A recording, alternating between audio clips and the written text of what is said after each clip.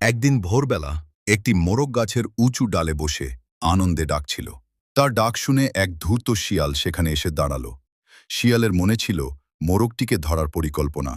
শিয়াল মিষ্টি হেসে বলল, মোরগ ভাই, তোমার গলার সুর সত্যিই অসাধারণ।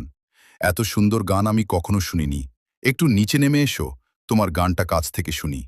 মোরগ ছিল খুবই বুদ্ধিমান। সে বুঝতে পারল শিয়াল তাকে প্রশংসা করে ফাঁদে ফেলতে চায়।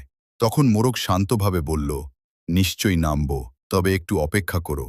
আমি দেখছি কয়েকটা শিকারী কুকুর এই দিকেই আসছে। তারা এলে সবাই মিলে আমার গান শুনব। কুকুরের কথা শুনে শিয়াল ভয় পেয়ে গেল।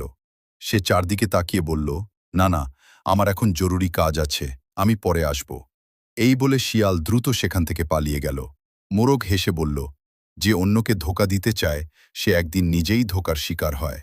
এই গল্পের শিক্ষা, মিথ্যা প্রশংসায় কখনো বিশ্বাস করো না।